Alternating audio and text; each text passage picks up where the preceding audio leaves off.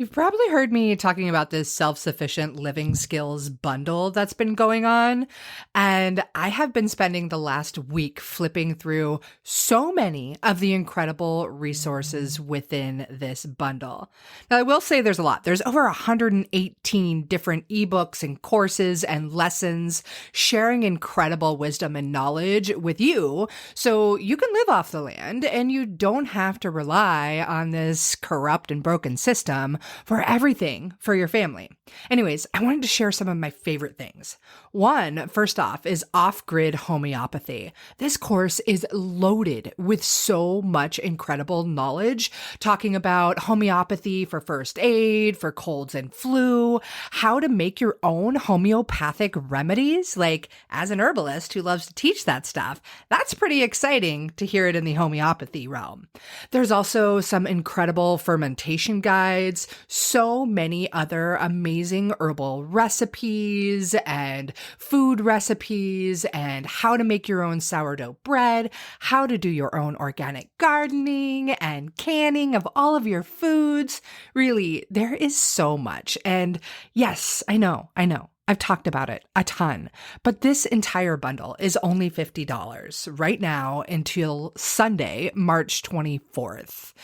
I'm sharing my herbal first aid skills, which is a course that's $47 on its own. I'm sharing recipes that I used when I got my products into REI for herbal first aid kits and so much more. You'll have to check it out. I'm serious. Like, you can absolutely change your life with this bundle. So there is a link in the show notes for you, and I hope you check it out. I hope you take advantage. Don't worry, you don't have to go through everything right away. You can access everything for up to a year. Once you're in the course or have the download, it's yours for life.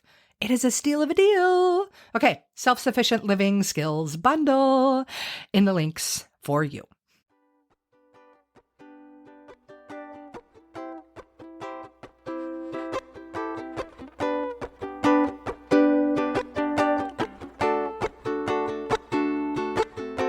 Welcome to the Herbalist's Path, where we're on a mission to inspire a movement where there's an herbalist in every home. Again, with your host, clinical herbalist, Melissa Mutterspaugh. Hello, my Herbalist Path friends. I am really happy to have you back for another episode. And today I want to talk about one of my favorite herbs that can help you kick the flu quicker than you can say, Achoo! And it's elderberry. And I know, like, elderberry syrup is all the rage these days. And it's with really great reason, honestly. It's a stellar immune booster, which, in the States, we're heading into cold and flu season. Kids are back in school. Germs are flying all over the place. And of course, there's still a pandemic happening. So really, there's no better time to keep your immune system in check than right now. I mean, I've seen it already. We're just a couple of weeks into the school year where I live, and already in my very small, intimate community, there are reports of kids testing positive for COVID. And that's scary, right? Because we don't know what's going to happen with these kiddos if they get COVID. How is that going to affect them throughout the rest of their lives? It's really quite frightening. And I don't want to be misunderstood. I'm not here to say that elderberries are going to keep COVID away from you, but they are a really great way to strengthen the immune system and to get your hard-working immune army ready to attack any foreign invaders that may be trying to take over your body. So what is it that makes these elderberries so special and that are always considered the big guns in the home of an herbalist? One of the greatest reasons, of course, is that it's such a great immune booster. But I think one of my favorite reasons as a mama is that it makes really, really tasty medicine. And if you've got kids, or even if you've got taste buds, you certainly understand the importance of being able to make remedies that actually taste great and are really effective. Because the secret here is that if the herbs and the remedies don't taste good, it's much harder to get people to take them. And when people don't take them, well, that's when they begin to think that herbs don't work. And then they head off to the local drugstore to get whatever prescription or over-the-counter meds that they can find. It's nasty. It's a nasty system, really.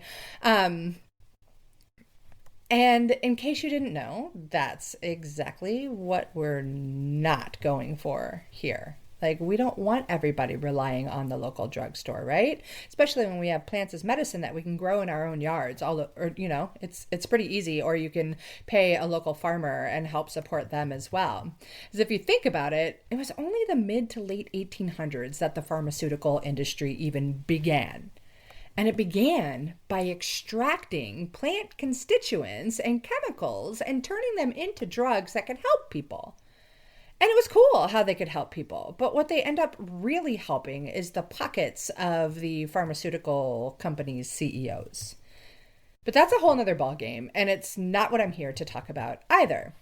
I'm here to talk about elderberries and how they can help you through cold and flu season and to really strengthen your immune system. And of course, how yummy they can be. Because again, those of you with kiddos, you know how hard it can be to get your little ones or even yourself to take the medicine, right? So I always like to think of Mary Poppins when it comes to elderberry and some other great remedies that you can make. But she was really, really onto something when she would say, a spoonful of sugar helps the medicine go down, medicine go down. And she's so right. Only I prefer to replace the refined sugar with a healthier alternative, like a nice raw local honey, because not only does the honey replace the sugar as a sweetener, it also helps to preserve the elderberry syrup. Anyways, back to the immune boosting stuff. I get all excited sometimes when I talk about this stuff, but I just wanted to share a few fun facts on elderberries and why they are so effective at warding off colds, flu, and other viruses. And it's why it's such a loved remedy in the home of herbalists and hopefully in everyone's homes, because we really need to make this herbalism thing spread like wildflowers, right? Anyways, so back to the elderberries and their potency. There have actually been some great studies that show elderberries to be extremely effective to ward off over 10 different flu viruses. 10 different viruses of the flu. That's a lot to be able to fight off. Unfortunately, there's not enough money in elderberry farming to make them test for anything related to COVID here. So don't go getting any crazy ideas. I talked about the flu virus. Anyways, there's also studies of people that have had the flu. And they show in these studies that when the people with the flu used the elderberries, their symptoms were gone in as quick as 2 to 3 days. Whereas the people that took the placebo group took 6 to 8 days to get better. Yeah, yes, please. I'll take some of that because being sick sucks, right? And being sick for a week plus sucks even more. Not where I want to be. And that's why I love elderberry. And another way that elder rocks is that it really does a great job to help your body get rid of toxins and waste products through helping through the urination, through peeing, and through sweating and releasing those fluids through your bodies. And it's one of the reasons why it's also such a great helper when it comes to cold and flu. And it's also great for some respiratory issues as well, which is fantastic. And if you look at the cool little elderberry, they're tiny, right? They're super tiny. They're like, I don't know, I'm not great with measurements, but they're like 1/8 of an inch or something. But there's a bunch of juice inside. And the elderberry juice contains high amounts of flavonoids called anthocyanins, which are really, really strong antioxidants. And these anthocyanins produce what are called cytokines. And cytokines are these little protein messengers that help boost the immune system by alerting the immune cells that there's a pathogen or a foreign invader that is trying to invade your body. And it says, hey, immune cells, it's time to fight. And they gather all their army immune cells and they make it happen. They fight off the virus or whatever kind of pathogen or invader is coming about. It's it's really cool. And I love thinking about the way our bodies work with plants and the way that the plants work with our bodies. It's really a symbiotic relationship. And it's beautiful. And yeah, it's super cool. And speaking of cool, elderberries are also really high in vitamin C, which is going to increase the antioxidant effect that I was talking about before as an added bonus. And they're showing some studies that it seems that elderberries are actually able to strengthen the cell wall, which prevents these foreign invaders or these viruses from actually penetrating into the cell wall and getting you sick and infected. Freaking cool. I think it's amazing. And again, there's like the list of love for elderberries really goes on, but they're a great expectorant. So that means that they're going to help with coughs. So if you've got a really phlegmy cough and you're trying to get that icky stuff out of your body, elder can be a really great helper, especially if you're doing it in a syrup, because the honey is going to help there as well. So those are just a few of the reasons that elderberries are so greatly loved in the herbal community and beyond. And I'm sure that you would love to keep sickness out of your house as much as possible too. So that being said, I will quit with all the scientific herb nerd stuff in this episode. And I just want to, before I go, I want to share one of my basic elderberry syrup recipes with you. It's super duper simple, but I also want to say that if you don't have the things on hand that I'm going to share with you, I've got a really easy DIY elderberry syrup kit over at Mountain Mel's. I'll link to it in the show notes.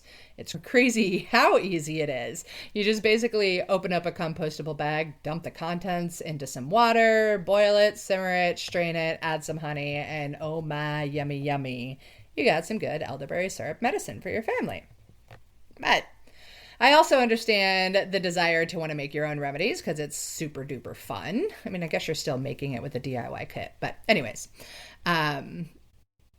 if you want to put everything together, you totally can. Or maybe you went out and you harvested your own elderberries. But of course, you would only do that with proper plant ID, right?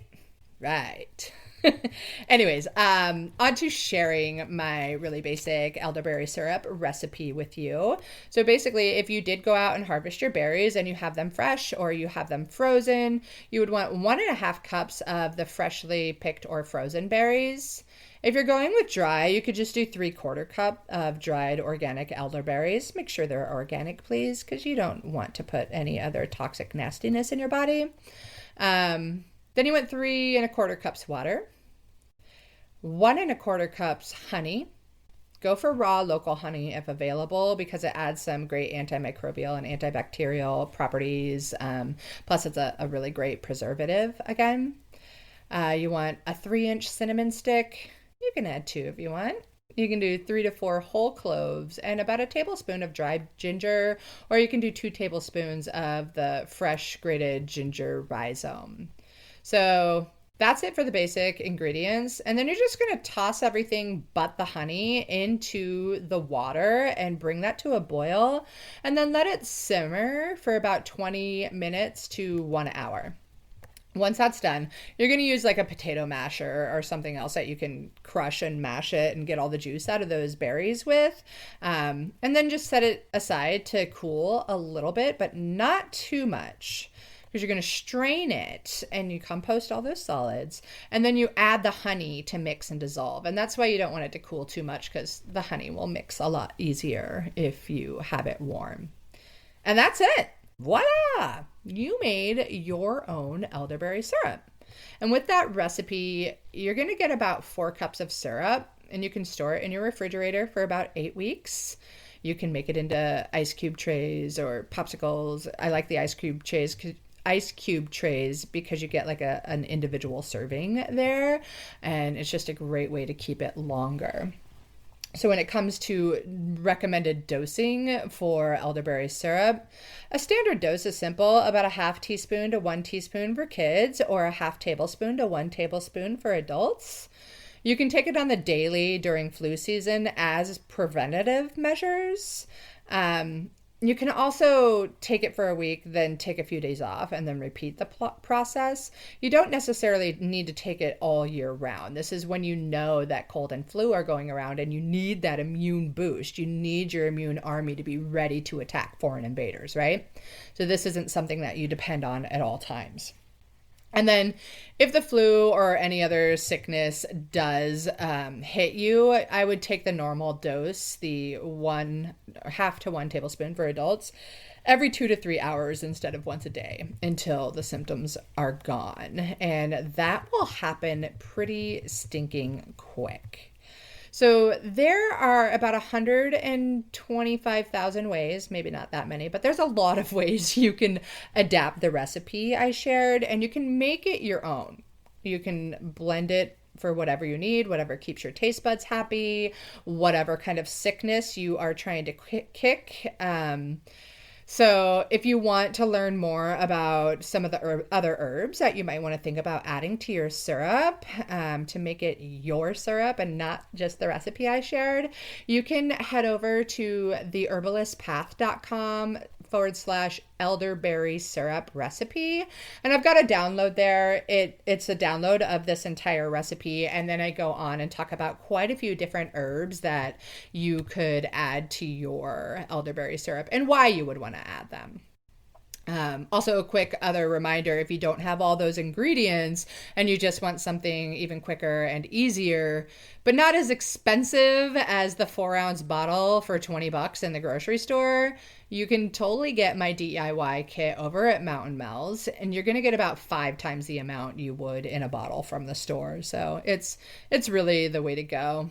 So when you do download that list and all those other herbs, keep in mind that the more dense herbs like roots, barks, and berries, they need to be simmered for longer, whereas the more delicate herbs like flowers and leaves, things like that, they should be added at the end when it's beginning to cool down, because the more you boil those delicate flower parts, you're gonna get rid of the medicinal value. So anyways, I do encourage you to have fun with it, get creative, and save yourself lots of money and time and stress and days out of work because everybody's sick and all those things. So yeah. If this episode was valuable to you, please leave me a review on whatever player you're tuning into and share it with your friends, because it is time we make this world a better place. And one great way we can do that is by making herbalism spread like wildflowers again. Thanks for tuning in, friends. Take care of yourself and take care of each other.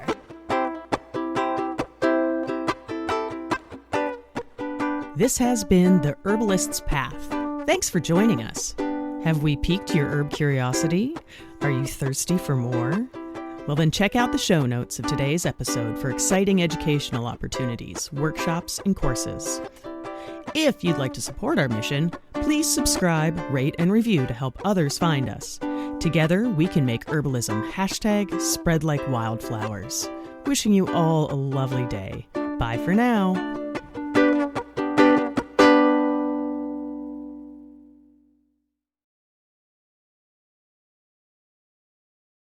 It has been so much fun and so, joyous watching all of my medicinal plant friends popping up in my garden, from the elecampane to the comfrey and the arnica. I love seeing these friends pop up. And if you are still trying to decide what to grow in your medicinal herb garden, you've got to grab my guide. It's all about the most essential herbs that every mom should know and should grow. So I teach you how to grow them and the many different ways that you can use them. If you want to grab the guide, go ahead. It's free, and I'm pretty sure you're going to get a lot of delight and use out of it. And there's a link to it in the show notes. I'm wishing you tons of happy medicine planting.